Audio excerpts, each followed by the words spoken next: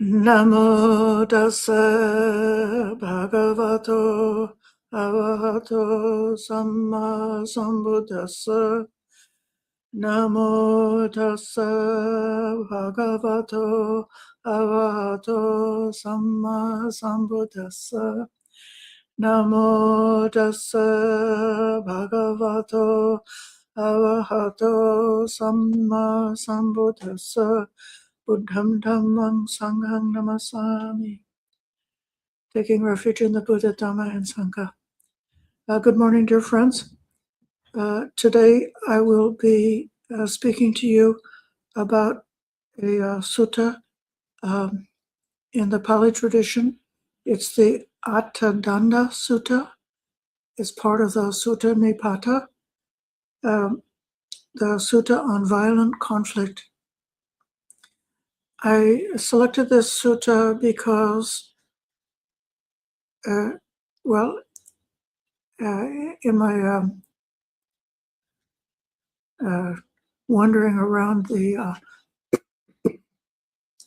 online sutta resources, I happened to be exploring the Plum Village site, and I found that within that page, there's a very beautiful, comprehensive collection of Thich Nhat Hanh's translations of various suttas that have parallels in the Pali Sutta Pitaka, and also have parallels in the Agama of the Chinese tradition. So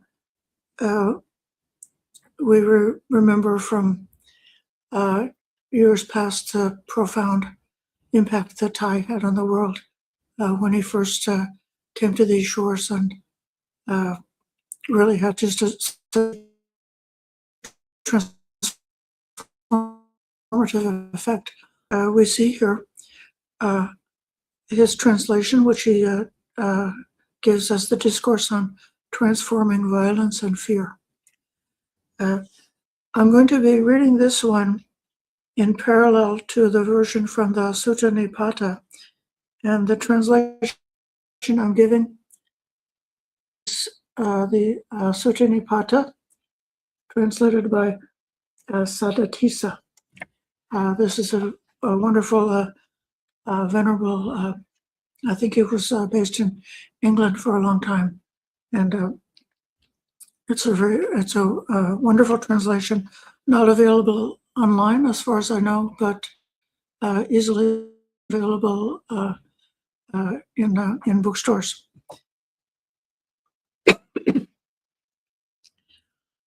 The problem that we face is, if we look around in the world, we see that it seems like the whole world is on fire, that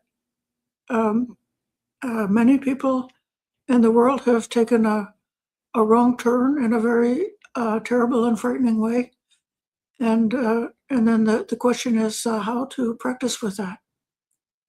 And in this sutta, especially at the beginning, we see the Buddha is speaking from his own life experience as the Bodhisattva.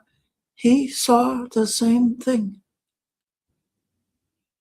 and how he worked with it.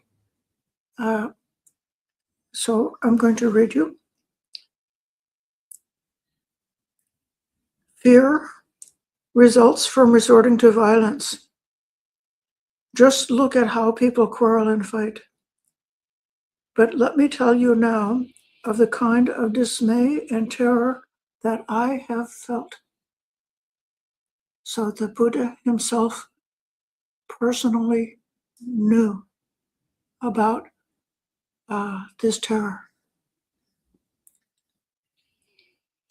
In Thai's translation, let us listen and observe to understand how, from a happy and wholesome state, people have brought society into a state of terror and violence. How have past generations acted for the situation to become like this? I want to talk to you about this suffering and tell you how I have been able to let go of fear. the second verse.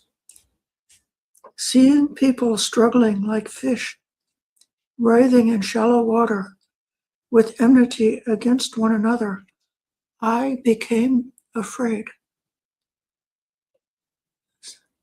This is humanizing the Buddha, knowing that as the Bodhisattva, with his fantastic courage and his willingness to not be in denial, but to look directly at the state of the world and to fully face the extent of the danger that before his awakening, that he did have fear. So the teachings of the Buddha address the fear and anxiety, the same as what we can experience. Tai writes, people in the world experience one suffering after another, like a fish living in a pond that is drying up day by day. In a situation of suffering, violent thoughts easily arise, and out of ignorance, people seek to relieve their suffering by terrorizing and punishing others. So in his translation, he's from the Agama version. He's addressing the competition for scarce resources, the way humans expand and they take more and more and more until we come to a state of self-induced.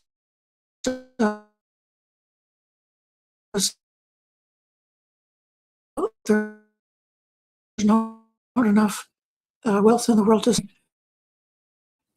they come to experience themselves in scarcity. It's not really necessarily a condition of nature, but a direct result of excessive greed, and then that feeling of scarcity creating fear, and the fear resulting in violence.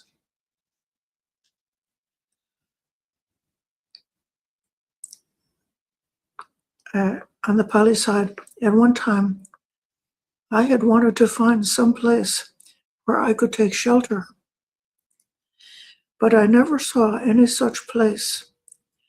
There is nothing in this world that is solid at base, and not any part of it that is changeless. So this is the description of samsara. We'll see later on in the sutta that it's described it with wisdom and truth.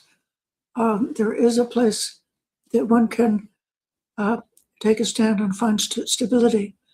But in this verse, it says, within samsara, there is no stability anywhere, no home to be found anywhere, no safety anywhere. The whole world is burning with violence. Every place is in turmoil. Nowhere is completely safe. Everyone thinks they are better than others, and few people know how to let go of their attachments. Unable to see their truth, this truth, people continue to hold on to their wrong perceptions.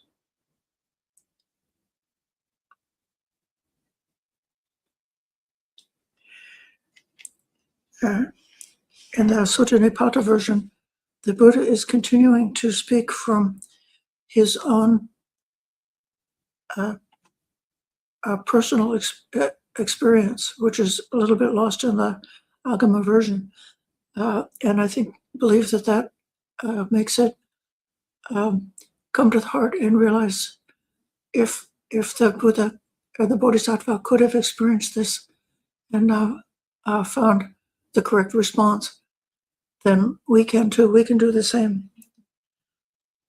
It says, I had seen them all trapped in mutual conflict, and that is why I had felt so repelled. But then I noticed something buried deep in their hearts.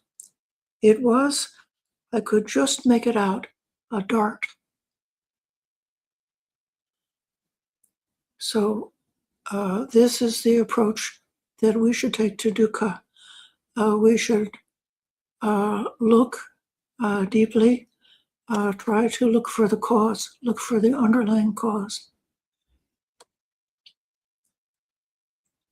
People bind themselves up in these wrong perceptions, just bringing more ignorance and pain into their lives. I have looked deeply into the minds of those who are not happy, and I had seen hidden underneath their suffering a sharp pointed knife. Because they cannot see this sharp pointed knife hidden in their mind, they are not able to bear the pain.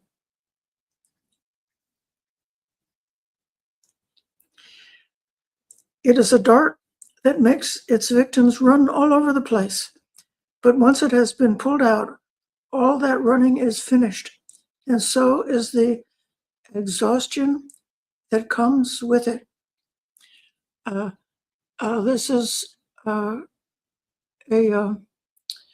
phrase that we see in several places in the sutta about practicing a way so as not to be carried away and not to sink.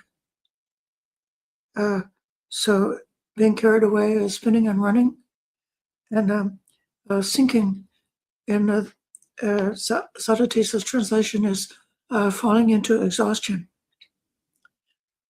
Thai's translation, pain brought about by the sharp-pointed knife lasts a long time without changing.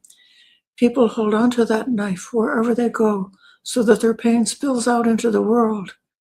Only when they have a chance to recognize the knife and take it out of their hearts will their suffering cease, and they will have a chance to stop running. In this case, we see that as the teaching evolved in the Chinese translation, there was a shift of meaning, which is also true, but it's moving away from the original Pali text verse. In the original verse, either spinning or sinking are two kinds of danger. And in this version, finally finding the space to stop running is considered an epithet for liberation or for nibbana.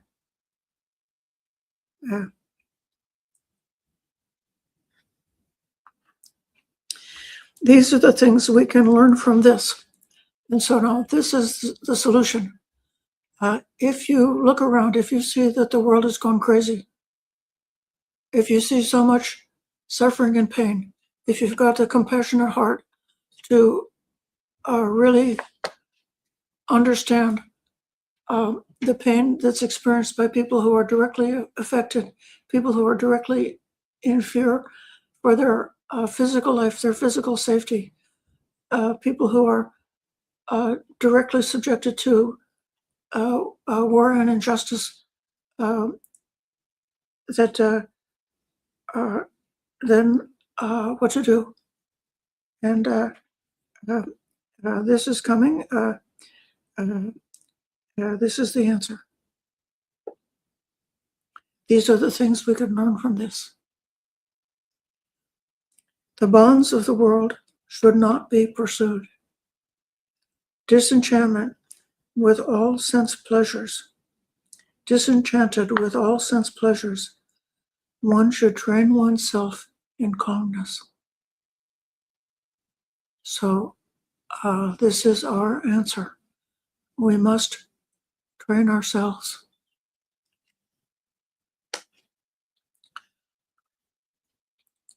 Do not allow any worldly fetters to bind you. The roots of wrongdoing and agitation have to be abandoned. Let go of them. Do not take refuge in them. If you can put aside wrong desire, you can overcome every misfortune. The practitioner must break free from this cycle of suffering in order to realize their career of liberation, realize the path of liberation.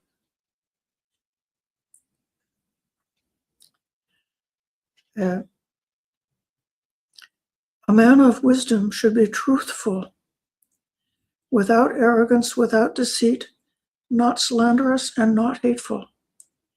he should go beyond the evil of greed and miserliness.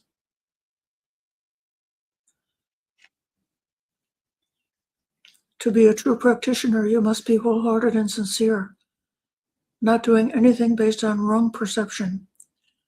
Go straight on your path, not employing divisive speech.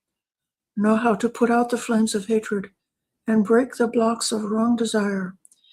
If you are able to untie the bonds of afflictions, you will begin to see the shores of liberation.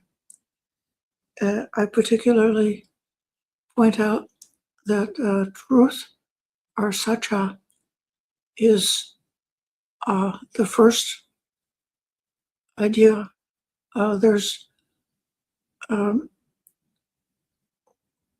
one aspect we'll see coming along in the sutta is about becoming freed from desire, and the other is the aspect of discovering truth and protecting the truth.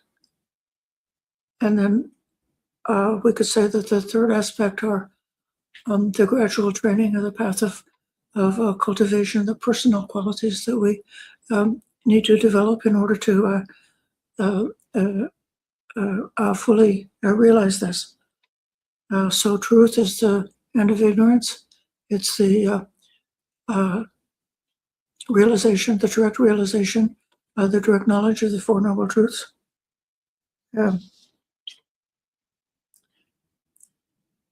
If when we speak in the world, we speak in a way which is defending ourselves, trying to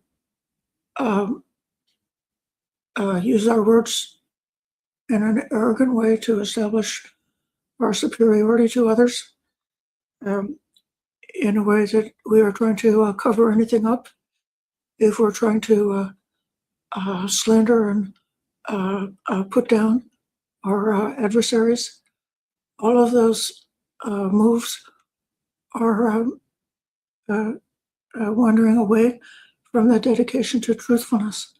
So the dedication to right speech in terms of truthfulness is how we set the ground to be able to realize the profound, the ultimate truth.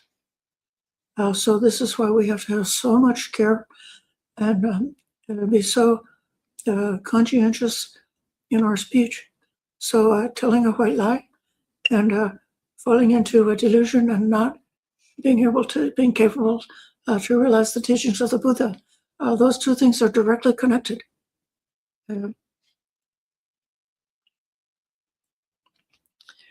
Then the next verse, this is now continuing on the training. To have your mind set on calmness, you must take power over sleepiness, drowsiness, and lethargy.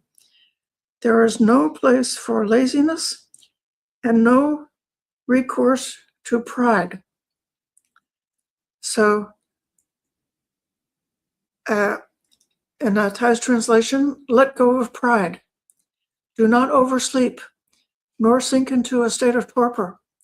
Live and work with moderation. Do not be carried away by the emotions of the majority. Do not be caught by dazzling appearances, and know how to turn your back on them. Meditate frequently on the empty nature of all things in order to realize the silence of nirvana. So this is a more elaborated development of the simple phrase in the Pali version, to have your mind set on calmness. Contemplating the emptiness nature of all things in order to realize the silence of Nibbana.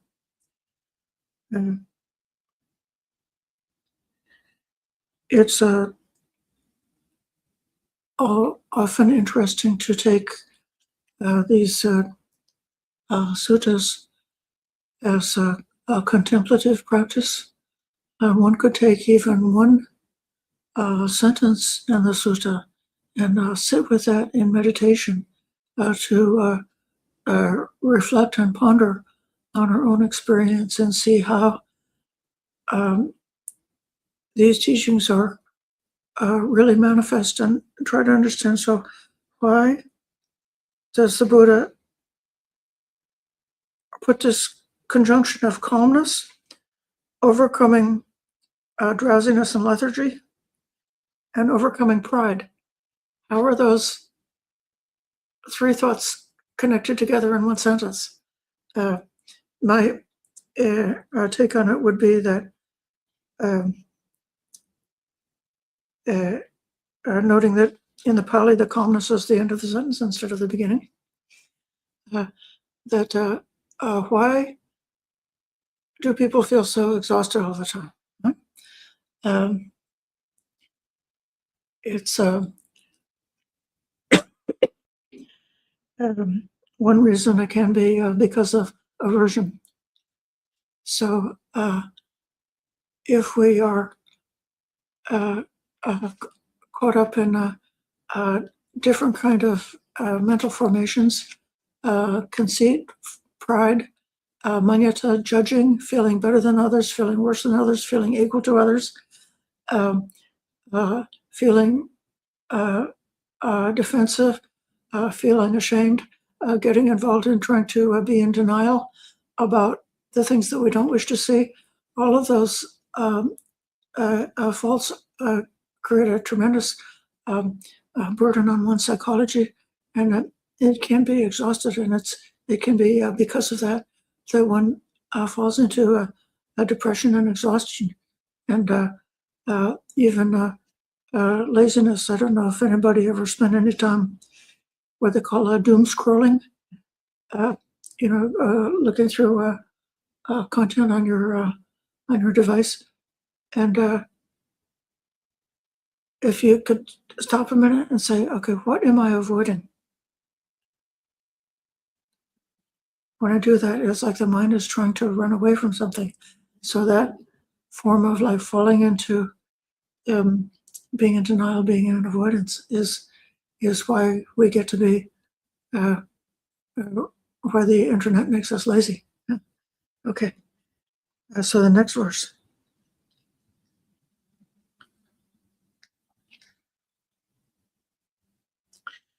Do not be led into lying. Do not be attached to forms. You must see through all pride and fare along without violence. In the Agama version, do not insult anyone. Do not be attracted and caught by deceptive outer appearances. That's forms. That's the surface, looking at the surface of forms instead of looking deep, looking within to see how everything is arising and ceasing because of causation. Do not launch into all kinds of amusements, forgetting the aim of your practice is to relieve the suffering in yourself and others.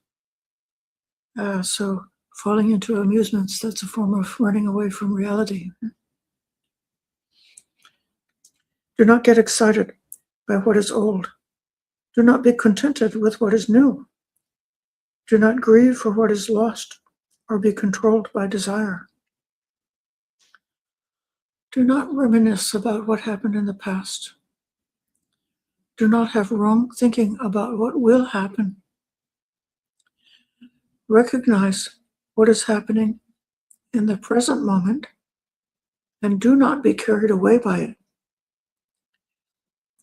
In this way, you can walk alone anywhere in the world of the 5 continents and 4 oceans, and no one will be jealous of you.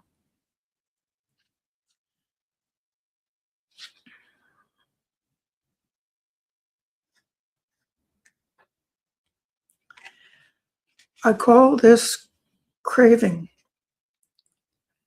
the greed, a great flood, and the hankering I call attachment, hanging up. This bog of lust is difficult to cross. I maintain that craving pleasure is the most destructive force. It is the flood that engulfs the whole world. If you can see that, you can master all doubts. You need to apply your mind to the meditation on conditioned co-arising. You should see that if you cannot overcome the defilement of sensual desire, it will be difficult to put an end to suffering. In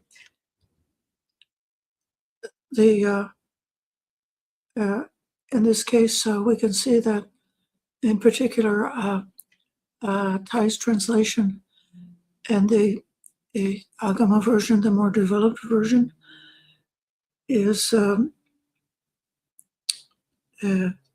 following a more natural and easy to comprehend progression, whereas the Pali version is extremely concise, and it takes a lot of a reflection and an interpretation to see it.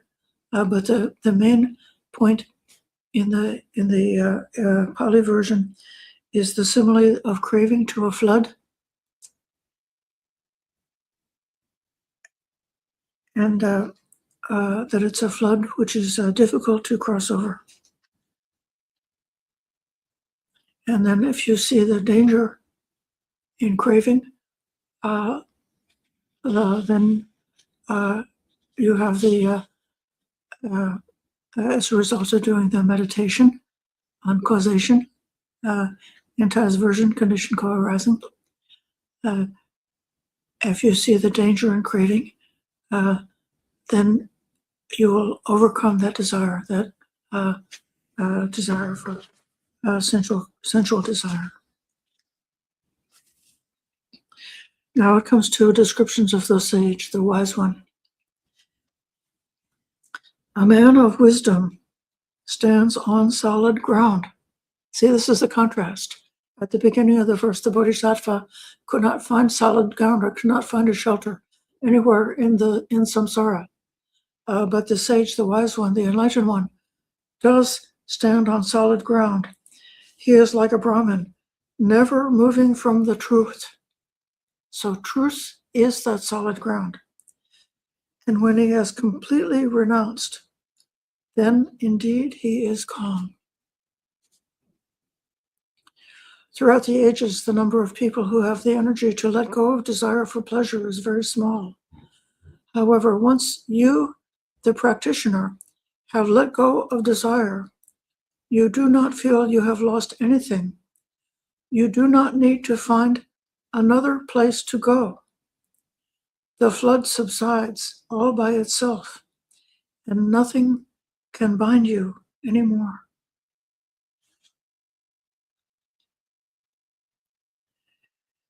In the Pali, he has wisdom, he has complete knowledge, he has understood the way things are. That's to see things as they really are. That's the awakening moment. He is completely independent. In his perfect wandering from place to place, he has no envy for anyone. Relying on the power of the vehicle of insight, the Muni, that would be the sage, the wise one, crosses to the other shore. That's the interpretation of wandering from place to place. Thanks to this insight, they have no more anxiety and see they are protected. Birth, death, disasters, jealousy cannot assail them anymore. By the power of right diligence, they realize true peace.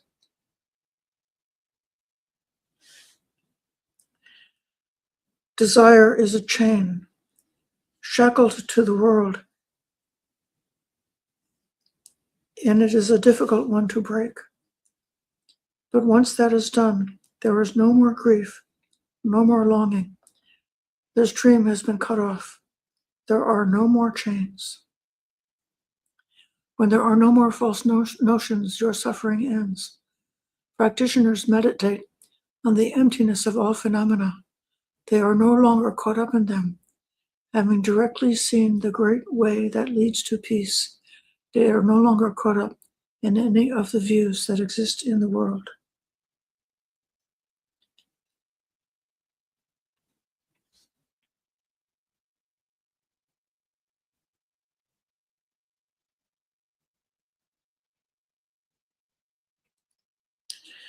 This is the idea that's developed in the more fully developed and emphasized, but it still is implied in the Pali version. The contemplation of emptiness is definitely a contemplation, a way of realizing, which is contained and solidly within the Theravada tradition, but more. I think in the Theravada we see emptiness is very often come up at like an ultimate level, the realization of a fully enlightened arahant. And in the Theravada, as we see it here with Thich Nhat Hanh and many practitioners, that all along the path of training, the path of contemplation, that even somebody who is still has some desire left and some clinging left, some attachment left, some delusions left, they can still bring up and seek to contemplate this nature of emptiness of all things, and that will speed up their progress along the path of training.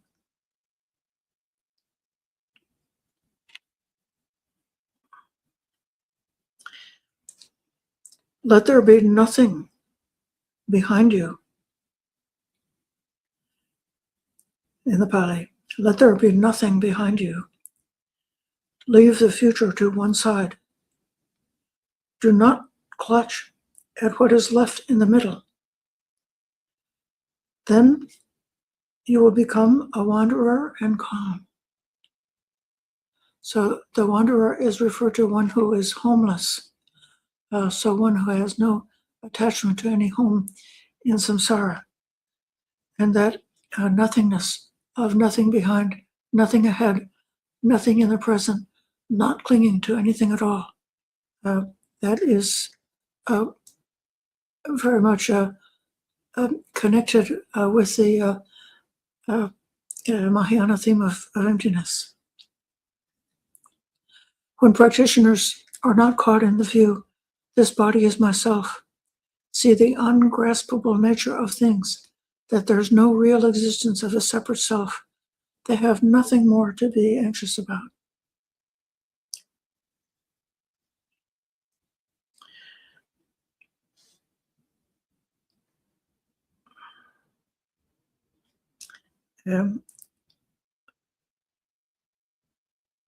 When a man does not identify himself with mind and matter at all, he does not grieve for what does not exist. He cannot sustain any loss in this world. He does not grieve for what does not exist. So any aspect of the self is a delusion. It's grieving for the self, grieving for what is mine, grieving for what was mine but I lost it, grieving for what will be mine but I'm not going to get it, grieving for the myself that I think I have in the present that is subject to being broken up and destroyed. That's the grief in the world. But when the delusion breaks and we see the self as simply something that does not exist, something that is empty of existence, then there's no more grief.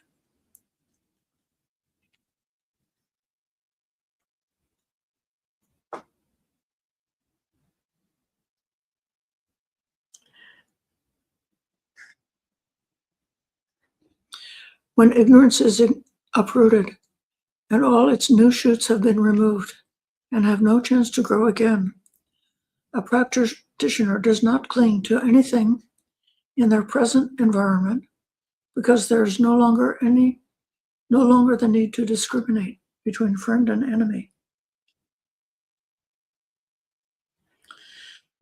When he does not think this is mine or that belongs to them, Then, since he has no egotism, he cannot grieve with the thought, I do not have.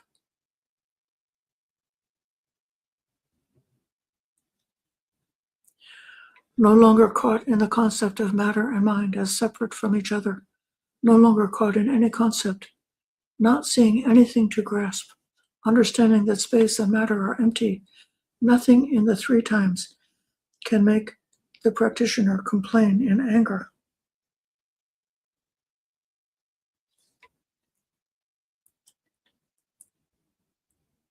If you ask me to describe a man who is unshakable, this is the Pali, I say that where there is no harshness, where there is no greed, no trace of desire, when a man is the same in all circumstances, then you have what I would call the praiseworthy condition of a man unshakable.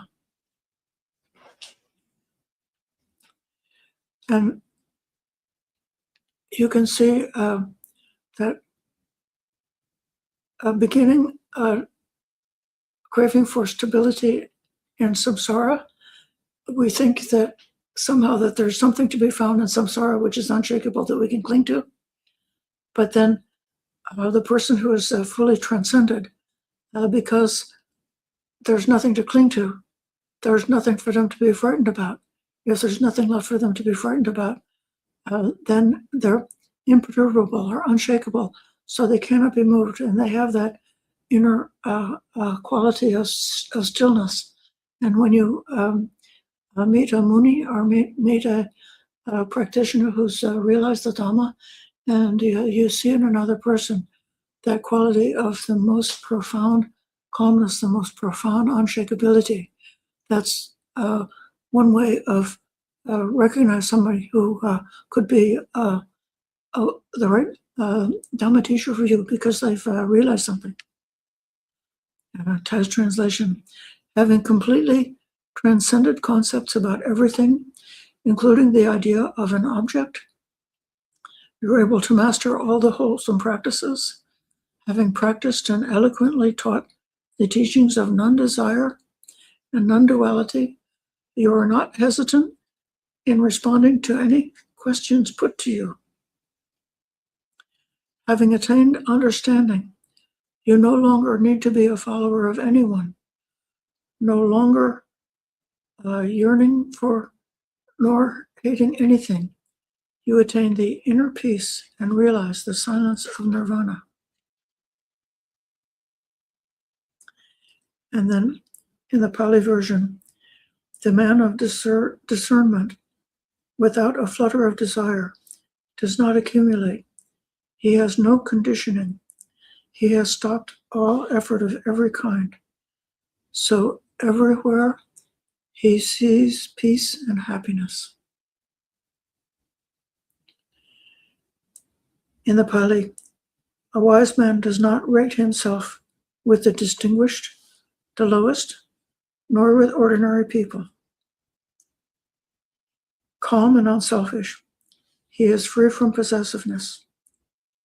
He holds on to nothing, and he rejects nothing. Standing on high, the Muni doesn't feel proud. In a lowly position, they have no complex. They dwell in equanimity and are not caught in any view. There's no longer any dispute with anyone. Hatred and jealousy have ceased. Standing in a place of true insight, they do not feel the slightest pride.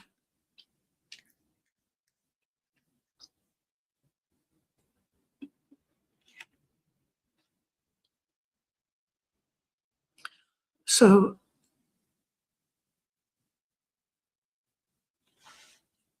if we could get one or two realized sages in the world, I think we have one or two, or more than that, realized sages in this world today. And if there could be many who've realized in this world today, whoever stands on that ground is safe from all the distress and upset arising from the greed and hatred and violence and danger in this world. And we can see that our practice in the Dhamma is so powerful in giving hope that even people who have not yet seen the truth or perhaps not yet realized anything, by developing this in ourselves and giving a chance for people to see that in us is the most powerful and most effective way to give hope to people who are still caught up, still frightened, still terrorized. So this is the way that we should follow the example of the actual Bodhisattva who directly saw, directly experienced for himself what the terror and fear is of samsara. Now I'm going to come and take a look at the questions. I see some greetings. Welcome, Chintana, Rebecca, Revolving Eight, Bhumika, Uttara Gregory, Premi, Sihu Vidam Malayam, Danza,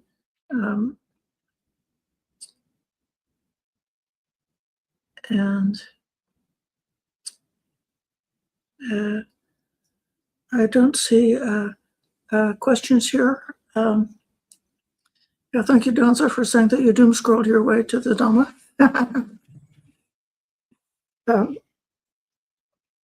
It's the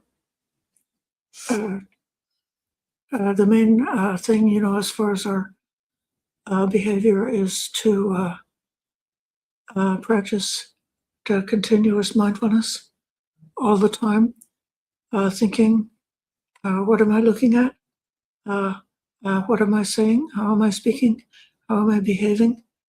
And to look at the inner state, saying, is this lead us towards an inner state of spinning around, of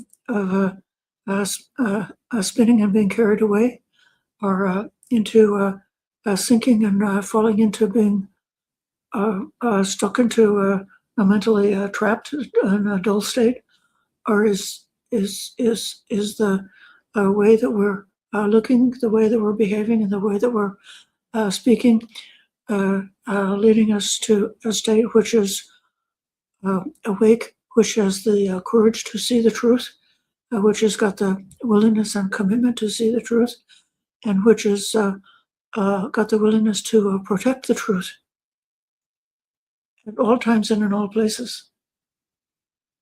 And then we can,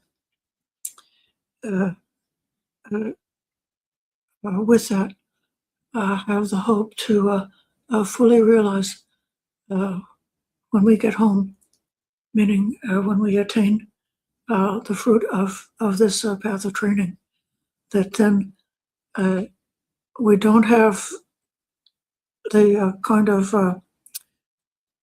false stability of trying to cling to some materialistic thing, but we have the real stability of being one who is unshaken, one who has nothing left to fear, one who is able to remain calm no matter what's happening externally.